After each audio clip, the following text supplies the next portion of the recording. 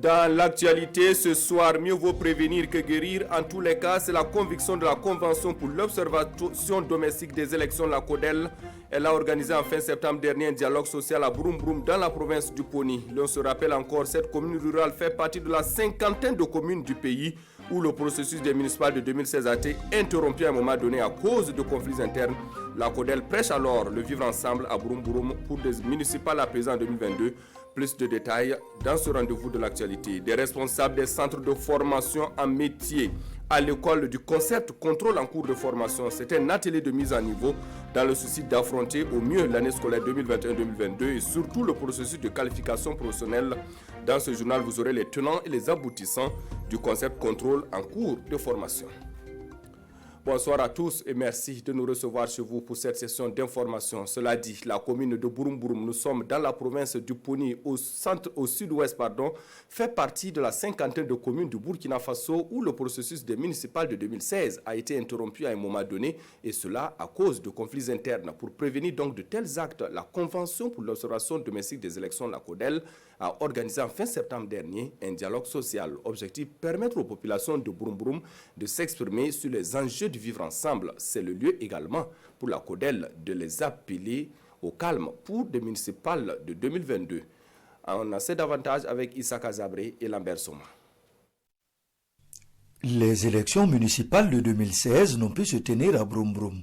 Il a fallu attendre les élections complémentaires de 2017 pour que l'exécutif communal se mette en place.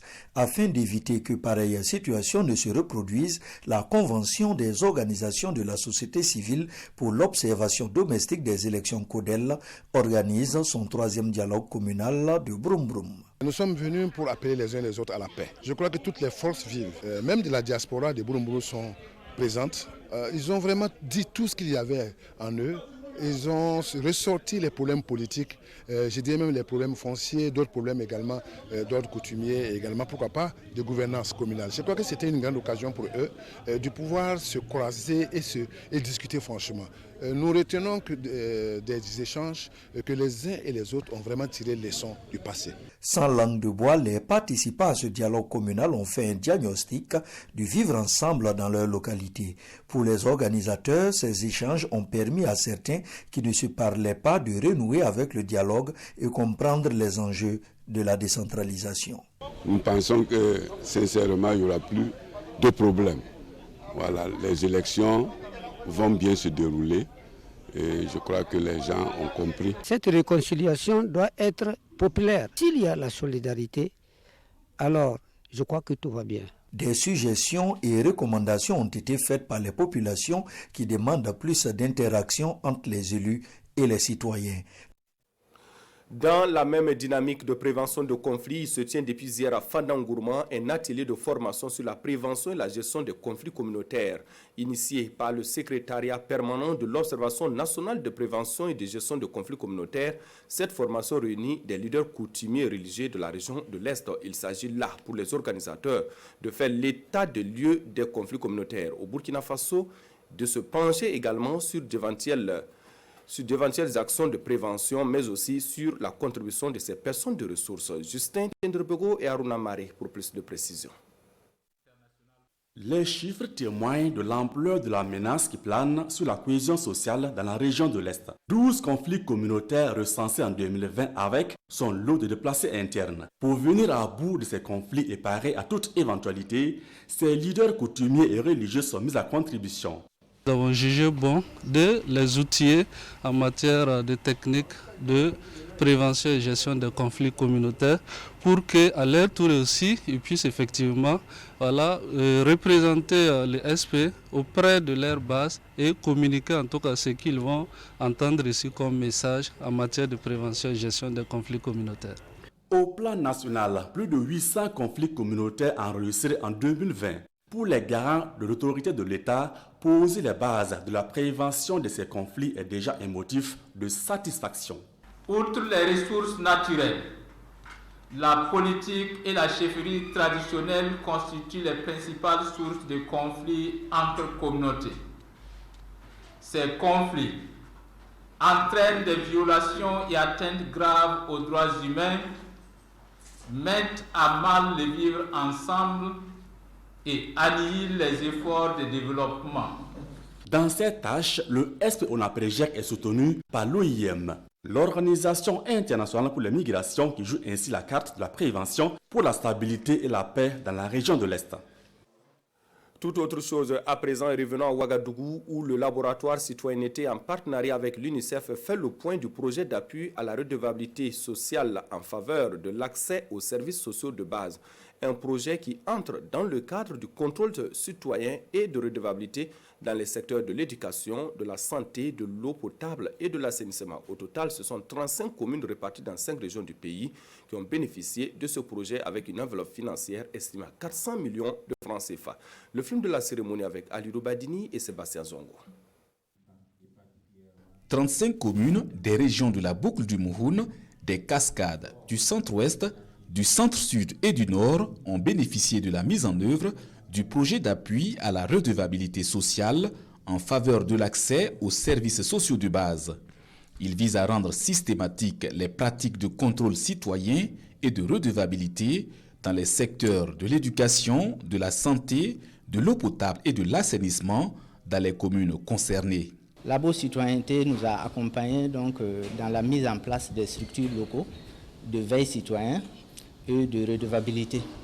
Durant ces 3 années, Labo Citoyenneté nous a également accompagnés dans le cadre donc, de recouvrement de nos recettes. Nous avons pu augmenter le recouvrement à hauteur de 7%. Financé à près de 400 millions de francs CFA par l'UNICEF, le projet est en œuvre depuis 3 ans et l'heure est au bilan des activités. Il s'agissait pour nous de faire un peu le bilan des acquis, des expériences, mais aussi de relever les insuffisances que nous avons pu constater. Pour faire face aux insuffisances relevées au cours de ces travaux, les partenaires techniques et financiers prolongent la poursuite des activités jusqu'en 2022, selon les organisateurs.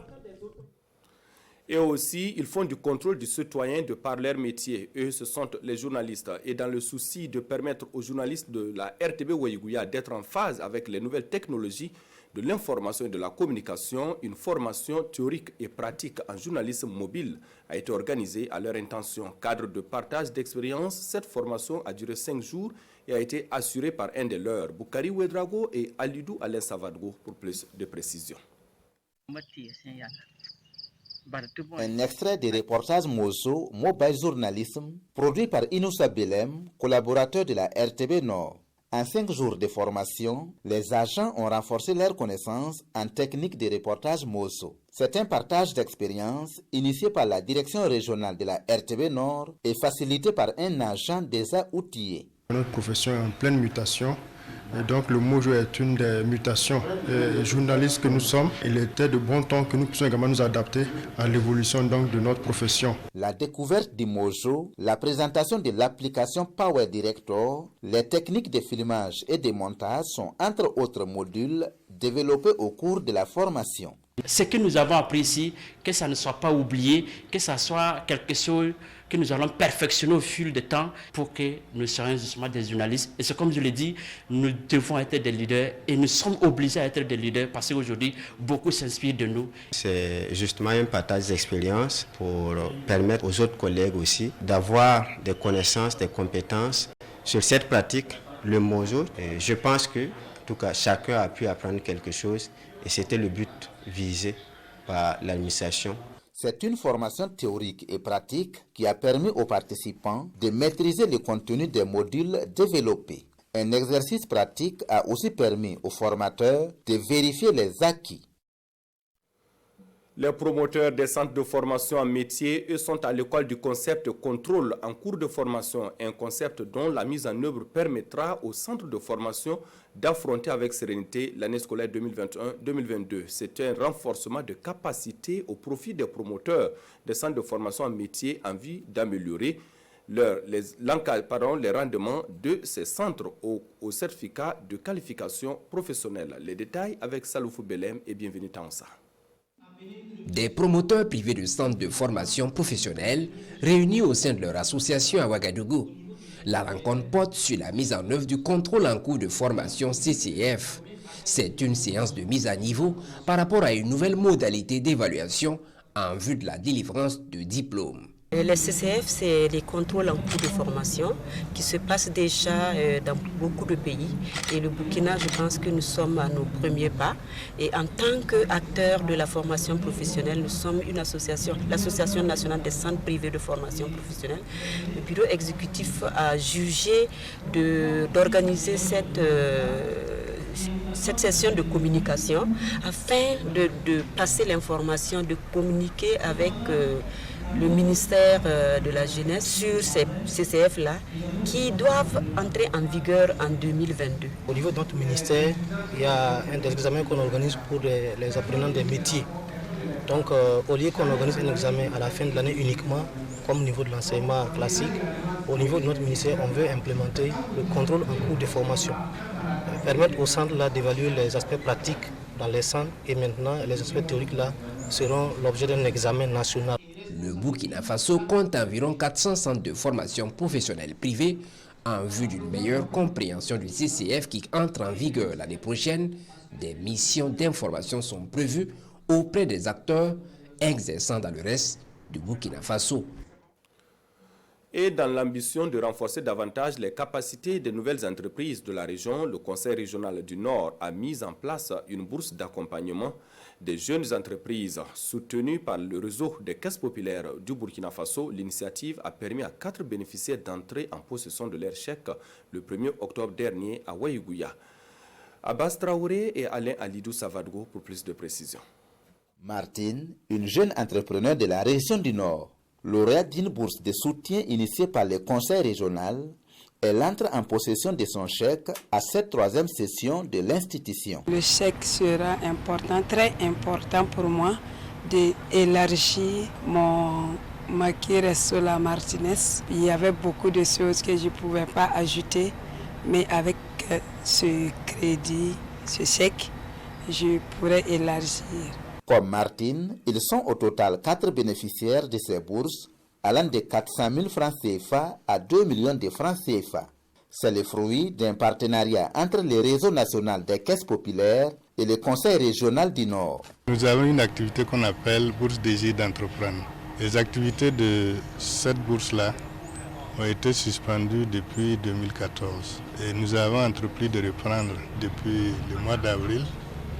Et ça a abouti. Lorsqu'on a été appelé pour accompagner des promoteurs, nous avons rapidement vu que cela rentrait dans, en tout cas, le cadre de notre objectif, des objectifs du réseau des caisses populaires. Si ces crédits sont bien remboursés, en tout cas, le réseau des caisses populaires est vraiment disponible pour accompagner prochainement ces promoteurs-là. Ces bourses sont ouvertes chaque année aux jeunes et aux femmes de la région du Nord désirant s'engager dans l'entrepreneuriat. La durée du remboursement est de 12 mois. À Bobo Dioulasso, dans les Hauts-Bassins, l'autorité de régulation des communications électroniques et des postes ARCEP vole au secours de l'Union nationale des associations burkinabais pour la promotion des personnes malvoyantes et aveugles. Elle a remis du matériel informatique et didactique à cette structure le 2 octobre dernier. Objectif, faciliter l'encadrement des personnes malvoyantes et surtout l'utilisation des technologies de l'information et de la communication dans ce centre de formation pour aveugles. Lamine Karantao, Siriki Milogo et Adama Julien Dambélé. Du matériel informatique et didactique au profit de l'Union nationale des associations burkinabées pour la promotion des personnes aveugles et malvoyantes. Le geste est de l'autorité de régulation des communications électroniques et des postes, ARCEP, qui entend ainsi inclure toutes les couches sociales dans la stratégie nationale de développement de l'accès et du service universel de communication électronique. Une stratégie adoptée en 2017 pour l'atteinte d'un des volets des objectifs de développement durable. C'est vraiment quelque chose de grand pour nous et c'est bon que nous ayons du matériel et la formation pour pouvoir utiliser ce matériel. C'est avec beaucoup de joie parce que c'est venir ajouter de la terre à la terre. Mais le matériel informatique vient encore renforcer ce dispositif qui permettra aux bénéficiaires d'être encore en phase avec l'inclusion. Cette remise de matériel fait suite à une session de renforcement des capacités pour une bonne utilisation des équipements. Le numérique est l'essor aujourd'hui et donc il faut faire de telle sorte que tout le monde puisse vraiment bénéficier de cela. La difficulté auquel aujourd'hui ils étaient confrontés, c'est la disponibilité de la documentation. Donc souvent, ils ont des documents, il faut que ces documents puissent être traduits en braille pour leur permettre de pouvoir travailler. L'ARCEP espère que l'ensemble de ces actions puissent concourir au bien-être des membres de l'Union nationale des associations pour la promotion des personnes aveugles et malvoyantes, qu'ils puissent mieux jouer leur partition au développement du Burkina Faso. Voilà, c'est la fin de ce journal. Merci de votre aimable attention. Prochaine escale de l'actualité sur la RTB, c'est à 20h avec Fousseni Kido.